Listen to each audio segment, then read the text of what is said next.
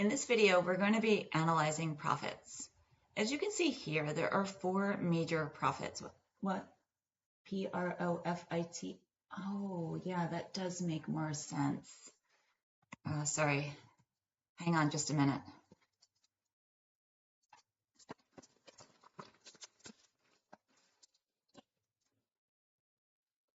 In this video, we're going to be analyzing profits.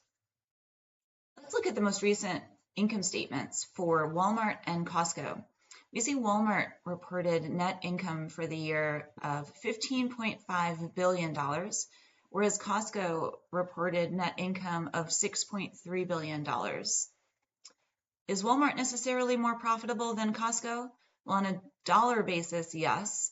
But if Costco is smaller in size, we would expect it to have a smaller dollar amount of net income. That's where the ratios become really important. If you think about earnings per share as one of the most commonly used performance metrics,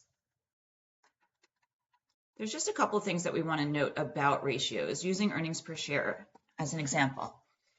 Earnings per share net income, if the company has preferred stock, we subtract out those preferred dividends. Most companies don't have preferred stock, so generally it's just going to be net income divided by the number of common shares outstanding.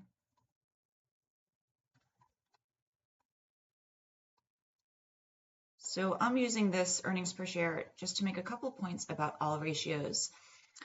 When we have an income statement amount in the numerator, net income, of course, being the income statement amount, preferred dividends is not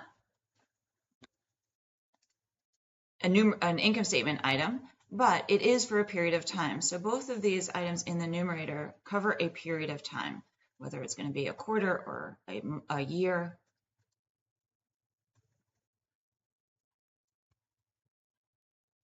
And our denominator here is a balance sheet item, the number of common shares outstanding. This is at one particular point in time. So it's not really fair to compare an item in the numerator for a period of time to something, a balance, at one particular point in time. So what we typically do in order to get it to be just a little bit more of a fair comparison is in our denominator, we take the average balance.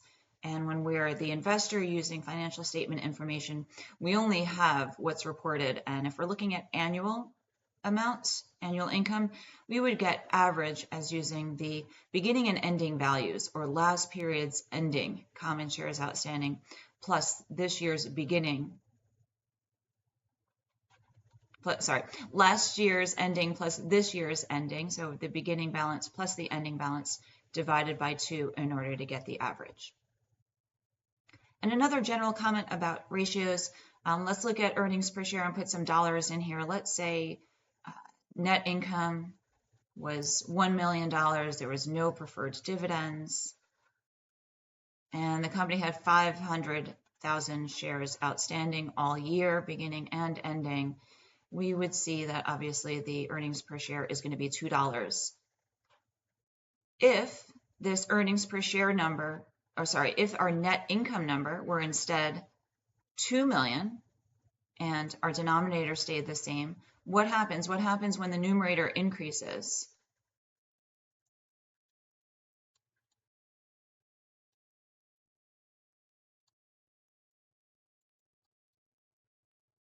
What happens to the overall resulting ratio? Well, it was 2 before. This would become $4 per share. So when the numerator increases, the denominator stays the same. The entire ratio will increase. Okay, and then let's go back. Let's change this one more time. Let's go back to our initial 1 million of net income. And let's say that in this case, the denominator changes from the 500,000. Now let's say there are 2 million common shares outstanding. Well, then earnings per share, so if the numerator stays the same, but the denominator gets bigger, what happens is our overall resulting ratio, now we're down to 50 cents for earnings per share. So what we see is that when the numerator of the ratio increases, their whole ratio increases, and that when the denominator increases, the whole ratio decreases.